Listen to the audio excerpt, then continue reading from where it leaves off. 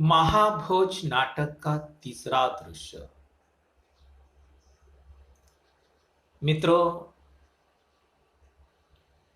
महाभोज नाटक की कथा का 11 दृश्य कुल है। आज हमें महाभोज नाटक का तीसरा दृश्य देखना है। तीसरे दृश्य में वर्तमान मुख्यमंत्री दास साहब का विशाल ऐसा घर। मुख्यमंत्री है दास साहब। मुख्यमंत्री का घर विशाल, और उस घर में एक छोटा सा ऑफिस दास साहब ने बनवाया है। घर में केवल दास साहब की पत्नी जमुना बहन है। दास साहब की पत्नी का नाम जमुना बहन। कितने साल हो गए जमुना बहन दास साहब की पत्नी बनकर उस घर में रहती है। जमुना बहन को भी राजनीति के दाव पेच सब कुछ मालूम है। कभी कभी पत्नी जमुना बहन अपने पति दास साहब को राजनीति के कुछ सुझाव भी देती रहती है। कान में कुछ बातें हमेशा कहती रहती है। राजनीति में क्या होगा क्या नहीं होगा उसके बारे में सारे अंदाज उसे है। यानी एक प्रकार से दास साहब की पत्नी जमुना बहन राजनीति में एक कुशल ऐसी स्त्री है। दास साहब के घर में केवल दास साहब और पत्नी जमुना बहन दोनों ही रहते हैं। आज दास साहब और पत्नी जमुना बहन घर में है और बाहर से दास साहब का खास आदमी जिनका नाम है लखन, क्योंकि ये जो नेता लोग होते हैं उनके कुछ खास आदमी उनके घर में होते हैं। दास साहब मुख्यमंत्री है और दास साहब के घर में दास साहब के साथ कई सालों से लखन उनके घर में रहता है और दास साहब के साथ रहता है। बाहर से दास साहब का आदमी लखन हाथ में मशाल नामक अखबार लेकर आता है, वर्तमान पत्र लेकर आता है, और वह वर्तमान पत्र दास साहब की पत्नी जमुना बहन के हाथ में देते हुए कहता है, अभी तो कुछ नहीं हुआ, अभी तो कुछ नहीं हुआ, बहुत मामूली सी बात है, एक आदमी की हत्या। अरे असली बात तो तब होगी जब हरिजनों के सारे वोट सुकुल बाबू के नाम पड़ जाएंगे। उस इलाके का मशाल नाम का वर्तमान पत्र, उसमें कुछ खबर छपकर आई है। सरोहा गांव में बीसू की हत्या हुई, उस हत्या की खबर छपकर आई है।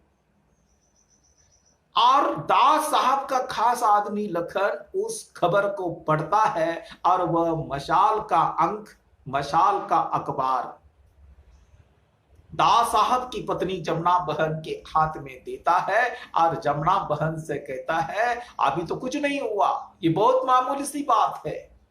क्या सरोवा गांव में एक आदमी की हत्या हुई? अरे असली बात तो तब होगी जब हरिजनों के सारे वोट, सारे मत विरोधी पक्ष के नेता सुकुल बाबू के नाम पड़ जाएंगे।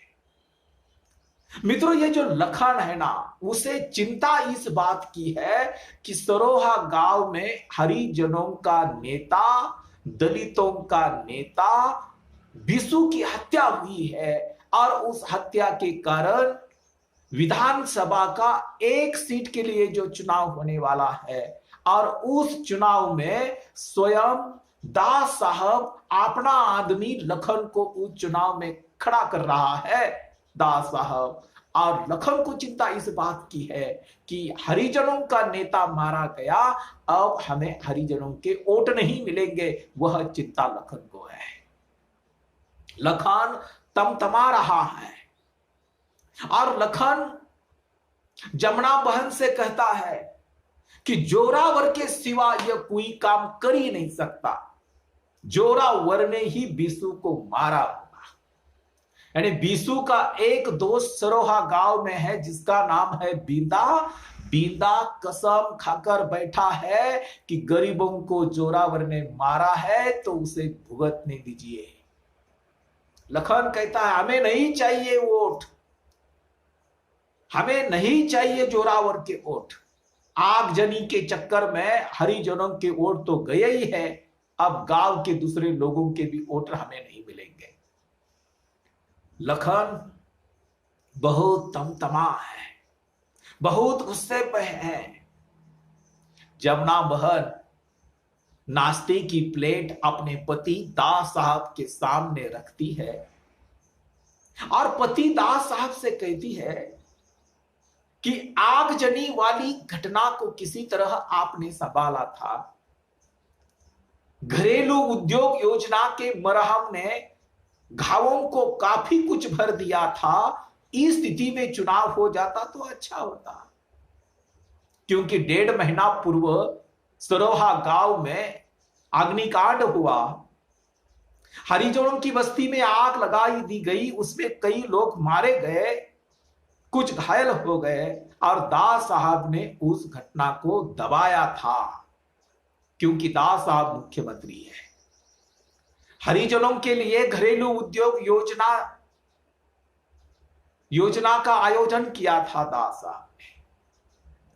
लखन गुस्से में और परेशान होकर कहता है ऐसे मौके पर इस बेवकूफ ने बिशु को मरवा दिया, अब कुछ नहीं होगा, सारा हिसाब लगाकर देख लिया है मैंने, अब कुछ नहीं होगा।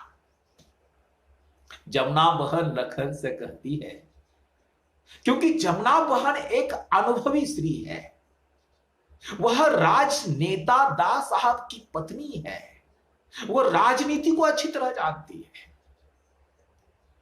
लखन नहीं जानता। जमुना बहन लखन से कहती है राम रे, तूने तो हद ही कर दी। अरे 15 साल की उम्र से तू दास साहब के पीछे पीछे घूमता है ना, उनका थैला उठाए उठाए उनके पीछे चला करता था।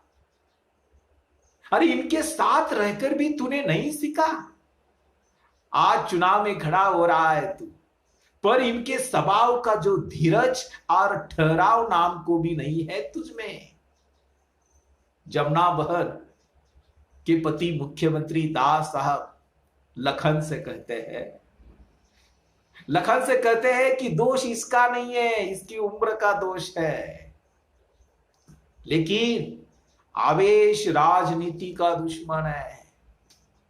राजनीति में धीरज चाहिए, धीरज आएगा, धीरज भी आएगा, इसमें यानी लखन में धीरज भी आएगा। पद पर बैठोगे तो जिम्मेदारियां स्वयं सिखा देगी। लखन दास साहब से कहता है कहा रखा है पद वद, ये बिशु की नहीं मेरी हत्या हुई है, मेरी। 10 तारीख को मीटिंग का ऐलान हो गया है सुकुल बाबू की तरफ से। खुद सुकुल बाबू भाषण देने के लिए सरोहा गांव में आ रहे हैं। जोरों शोरों की तैयारियां चल रही है सरोहा गांव में। सुकुल बाबू वहां भाषण देने के लिए आने वाले हैं, और ये मशाल अखबार वाले अपनी मर्जी में आए उल्टा सीधा कुछ भी छाप देते हैं। ऐसे अखबार पर तो पाबंदी लगानी चाहिए। जमुना बहन लखन की बातें सुनकर घर के अंदर चली जाती है। दास साहब अपने घर में जो ऑफिस बनवाया है वह ऑफिस की तरफ चले जाते हैं और लखन उनके पीछे पीछे ऑफिस में चला जाता है। दास साहब लखन से पूछते हैं कि सरोहा गांव में जो लड़का मारा गया उसका क्या नाम है? हाँ, विशेश्वर, गांव वाले विशु कहते हैं उसे। अरे सुकुल बाबू जब मुख्यमंत्री थे, सुकुल बाबू के समय 4 साल तक वो जेल में रहा था ये लड़का। विशु के मौत के बारे में यानी इस केस के सारे कागजात डीआईजी सिन्हा के पास पहुंच गए हैं। उसे मैंने कहा, डीआईजी सिन्हा से कहा कि सारे मामले को बहुत गौर से देखकर खुद ही रिपोर्ट तैयार करो। मैंने आदेश दिया है डीआईजी सिन्हा साहब। मुख्यमंत्री दास साहब अपने पर्सनल पीए रत्ती को वित्त मंत्री को फोन लगाने के लिए कहते हैं और वित्त मंत्री यानी अर्थ मंत्री से वे हरिजन और खेत मजदूरों के लिए घरेलू उद्योग योजना के लिए रुपए देने की बात भी करते हैं। और उस समय दास साहब का पर्सनल पीए, उनका नाम है पांडे जी। पांडे जी दास साहब के पास आता है और एक फाइल दास साहब के हाथ में देता है। दास साहब उस फाइल को उलट पुलट कर देखते हैं और अपनी फाइल लखन की ओर बढ़ाते हैं। दास साहब पांडे से पूछते हैं कि विरोधी दल के यानी विरोधी पक्ष नेता सुकुल बाबू की मीटिंग की तैयारी का क्या हुआ? पांडे जी दास साहब से कहते हैं, सरोहा गांव में सुकुल बाबू की मीटिंग का आयोजन बड़े जोर शोर से हो रहा है, पूरी ताकत लगाई जा रही है। केवल सुकुल बाबू ही नहीं, हारी हुई पूरी पार्टी खड़ी हो रही है। साहब, हमको भी अपनी पूरी ताकत से खड़े होना पड़ेगा, अपने लोगों पर भी नजर रखनी पड़ेगी। चुनाव में लखन को खड़ा करने से अप्पा साहब भी तो बहुत खुश नहीं है साहब।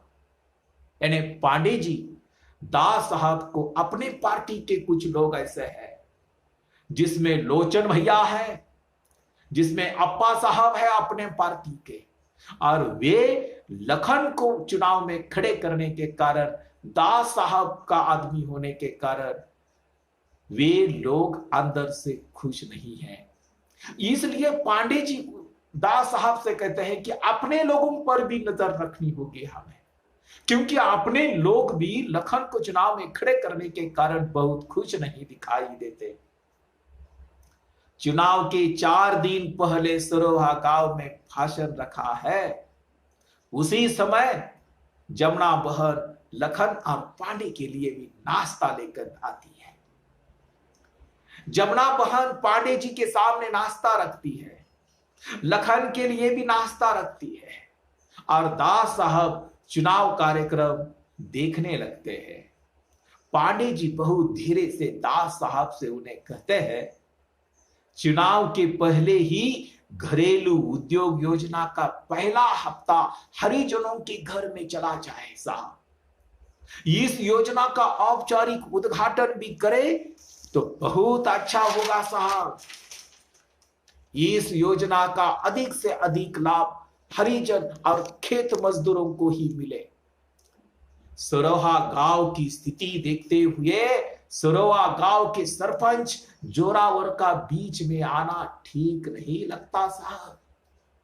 यानी पांडे जी दास साहब को अंदर की खबर देता है कि सरोहा गांव में विशु की जो मौत हुई है, सरोहा गांव के सरपंच एक धनाढ्य किसान, एक जमींदार जोरावर के सिवा किसी ने यह काम नहीं किया।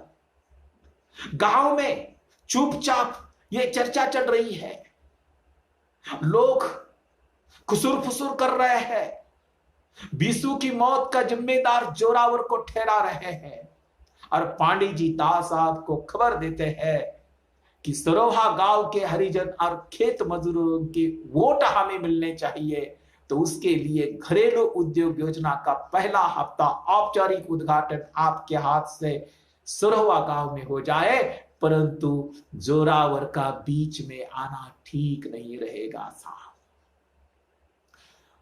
उसी समय सरोहा गांव का सरपंच जोरावर दास साहब के घर में प्रवेश करता है। दास साहब की पत्नी जमुना बहन जोरावर का स्वागत करती हुई कहती है, आओ आओ जोरावर, बस तुम्हारी ही कमी थी। अरे लगता है चुनाव का सारा बोझ जैसे तुमने अपने ही ऊपर ले लिया।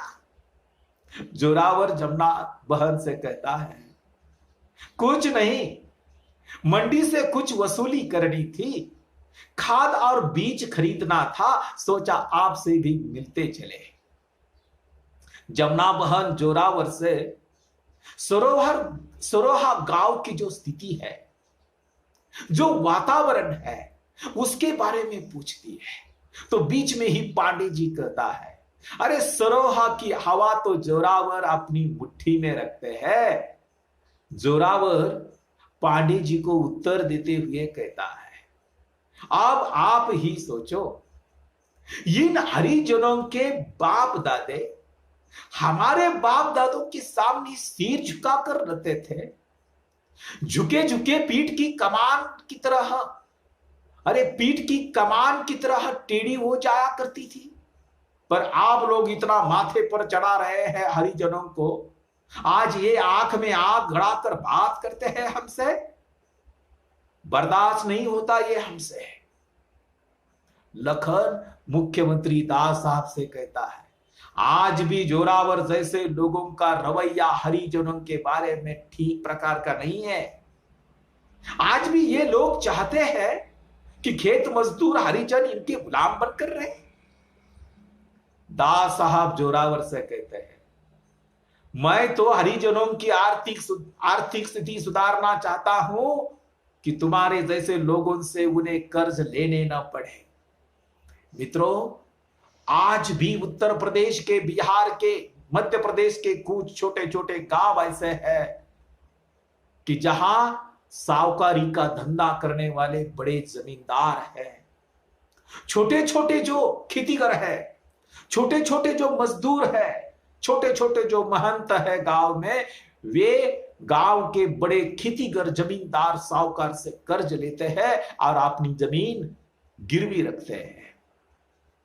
उनके सामने झुक जाते हैं मजदूर, हरिजन उनके सामने झुक जाते हैं, हमेशा उनका सिर उनके सामने झुका हुआ नजर आता है।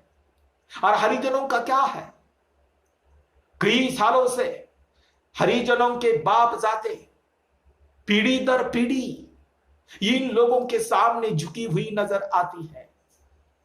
ये गांव में ये सुवर्ण स्वयं को उच्च वर्गीय समझने वाले जो लोग हैं, ये जमींदार लोग हैं, वह स्वयं को श्रेष्ठ समझते हैं और दलितों को निम्न जाति के समझते हैं। निम्न जाति के लोगों को ये लोग अपने बराबरी का नहीं मानते। उनके दिमाग में वही कीड़ा है। जोरावर जैसे लोग आज भी, उनके दिमाग में वही कीड़ा है, जात नाम का कीड़ा है। यानी जोरावर दास साहब के सामने, जमुना बहन के सामने कहता है कि इन हरिजनों के बाप जादे हमारे बाप जादों के सामने सिर झुकाकर चलते थे, हिम्मत नहीं करते थे सिर उठाकर चलने की। और आज आप लोगों के कारण आप लोगों ने इन लोगों को अपने माथे पर बिठा दिया है, इसलिए ये गांव में हरिजन, ये खेत मजदूर हमसे आंखों में आंखें मिलाकर बात करते हैं, ये हमें बर्दाश्त नहीं होता। परंतु लखन बीच में कहता है कि जोरावर जैसे लोगों के दिमाग में आज भी हरिजनों के बारे में अच्छी भावना नहीं है। दास साहब सरोहा गांव जाना चाहते हैं, बीसू के घर जाना चाहते हैं, बीसू के मां बाप की सांत्वना करना चाहते हैं, पर यह बात जोरावर को अच्छी नहीं लगती। दास साहब जोरावर से कहते हैं कि मैं सरोहा गांव आने वाला हूं, सरोहा गांव में मीटिंग करने वाला हूं, सरोवा गांव के हरिजन और खेत मजदूरों को घरेलू उद्योग योजना के रुपयों के हफ्ते मैं देने वाला हूं, पैसे देने वाला हूं, उनकी आर्थिक स्थिति सुधारने वाला हूं। और जिसकी मौत हो गई बिसु, और बिसु के माँ बाप के घर भी मैं जाना चाहता हूं। जोरावर को यह दास साहब की बात अच्छी नहीं लगती, परंतु वह मुंह पर केवल कहता है कि दास साहब का सरोवा में ऐसा स्वागत करेंगे कि बस। दास साहब अपनी अच्छी खबर सुनाई, दास साहब आपने अच्छी खबर सुनाई। उस सुकुल बाबू हरामी ने अपने किराए के गुंडों की ऐसी फौज तैयार की है गांव में, ऐसी गुंडागर्दी मचवा रखी है गांव में कि बस आप एक बार आएंगे तो साले सब ठीक हो जाएंगे। जोरावर दास साहब को हाथ जोड़कर दास साहब के घर से निकल जाता है और दास साहब लखन से कहते हैं, तुम्हारे मन में गरीबों के प्रति हमदर्दी है, मैं मानता हूं, पर हमें जोरावर को दूर नहीं करना है। अरे जोरावर को हमें सुधार रहा है, सदियों पुराने संस्कार है, जोरावर पर छुटने में समय लगेगा। अरे मेरे साथ चलना है ना तो जबान पर लगाम रखो। दास साहब बाहर जाने लगते हैं और लखन केवल दास साहब की परछाई को देखता रहता है। यानी लखन राजनीति को समझता नहीं। दास साहब राजनीति में कितने कुशल हैं। दास साहब सरोवा गांव में जाकर बिसु के माँ बाप के घर भी जाना चाहते हैं, सरोवा गांव में मीटिंग का आयोजन भी करना चाहते हैं, सरोवा गांव में मजदूरों के लिए, हरिजनों के लिए घरेलू उद्योग योजना के रुपए देना भी चाहते हैं, और जोरावर को भी, जोरावर का मन भी रखना चाहते हैं। जोरावर का तिरस्कार नहीं करते, क्योंकि दास साहब अपने खास आदमी लखन को विधानसभा की सीट के लिए चुनाव में खड़े कर रहे हैं। सरोवा गांव के जोरावर की जाति के वोट, यानी जाट समाज के वोट भी मिलने चाहिए और हरिजनों के वोट भी मिलने चाहिए। यह दास साहब के दिमाग में है, लखन के दिमाग में नहीं है। लखन को ऐसा लगता है कि ये जोरावर के कारण हरिजनों के वोट हमें नहीं मिलेंगे, इसलिए लखन जोरावर के खिलाफ बात करता रहता है, वह गुस्से में होता है। परंतु दास साहब लखन को समझाता है कि गुस्सा अच्छा नहीं, होश संभालो, धीरज रखो, मेरी तरह धीरज रखो और जबान पर काबू रखो, सब कुछ ठीक हो जाएगा। लखन दास साहब की बात समझता है।